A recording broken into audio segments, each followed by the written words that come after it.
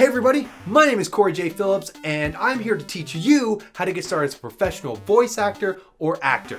I have been a professional actor since 2010.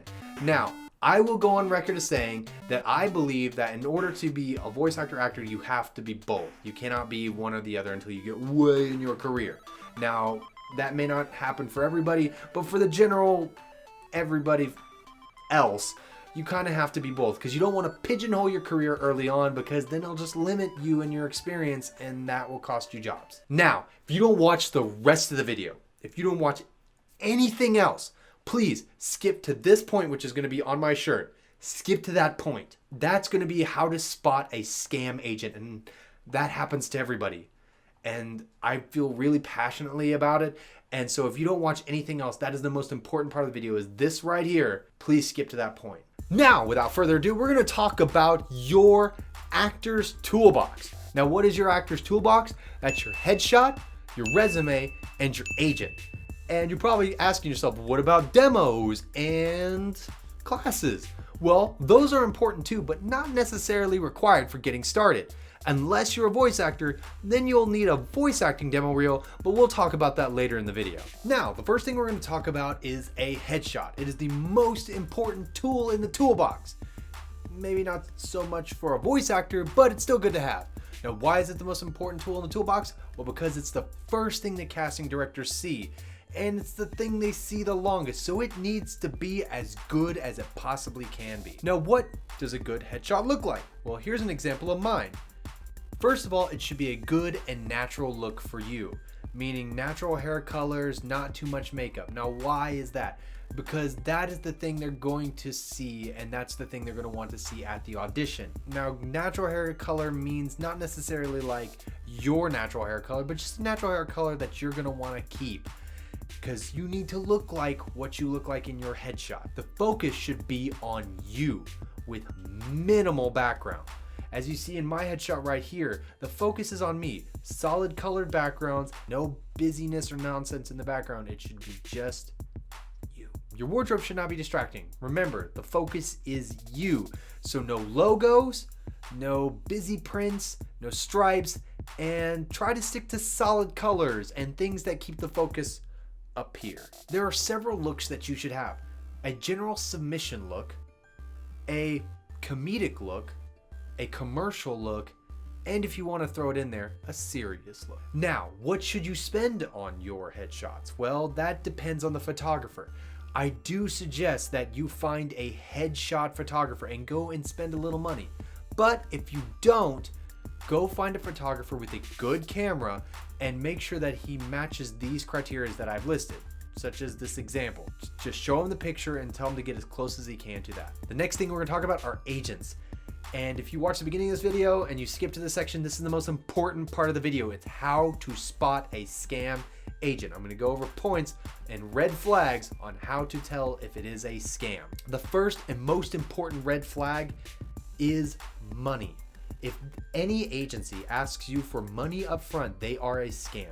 No agent asks for money up front because they don't need your money. They're here to represent you and get you work, in which turn makes them money. The next big red flag is required classes or photographers. If an agency requires you to take their classes or requires you to take classes at all, or they require you to use a certain photographer, whether it be somebody they're working with or an in-house photographer, that is usually a pretty good red flag for a scam.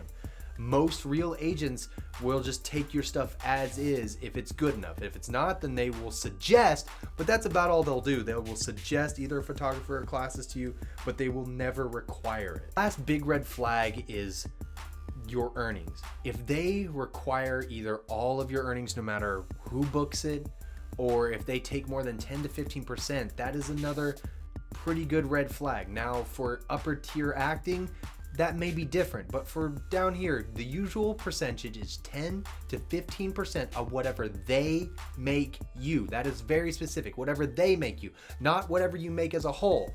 Now, managers are a bit different. They'll take a percentage of whatever you make as a whole, but they're a little more one-on-one, and those are very rare in our tier of acting. Now let's talk about how to get an agent.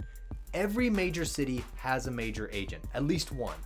In Oklahoma City, we had 2, and here in Dallas, there's a ton of them. Now, how do you find an agent and approach an agent? Well, do your research. Look them up online, Google search, ask around on Facebook, your friends, and other actors in the community. Instructions on how to get with an agent and seek representation is usually on the website. Some agencies require only email. Some require a phone call. Some you have to kind of pursue for a while and apply to a lot of them.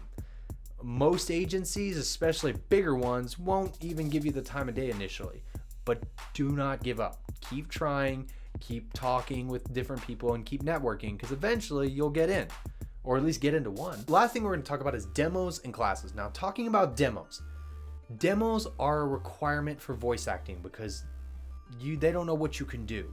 So having a voice demo reel is an essential. But for an actor, a demo is something that you acquire later on, because if you cannot make your own demo, that just looks weird and it's tough to replicate. So starting out, you're not going to have a demo, but as you work and as you develop your body of work, you'll eventually have enough clips to put together a demo. Now, a voice demo reel versus a demo reel, they're essentially the same thing. They need to show your range, how good you are, what you can play, and what you can do. So choose bits and pieces that best show what you are capable of and what your best work is, both in the voice demo reel and a regular demo reel. Now, there's a new thing coming around for demo reels, which is called clips, which is where a casting director can go watch individual clips of either comedy or drama. I don't really know a whole lot about them, but I know it's a thing that's coming up. So if you want to know more about that, just Google it and look into it. But apparently it's a thing. The last thing we're going to talk about is classes. What is the purpose of classes? Well, if you're a starting out actor, it can give you a very good leg up on how to get started as an actor, how to act in front of a camera, and how to audition. But let's say you're a seasoned actor. Why would you take classes then? Because it's a fantastic way to network and to get with agencies and to find out about stuff going on in the community and in the industry. So I would highly recommend, if you can afford it, to go to classes. You will meet fantastic people, and there's no losing there. Thank you guys so much for watching. Yes, I'm holding an adorable rabbit as motivation for you to like, share, and subscribe on Facebook, Twitter, and YouTube, and all of it. You can find all of it at coryjphillips.com. Also, follow me on Twitter. That's a big one, at CoryJPhillips.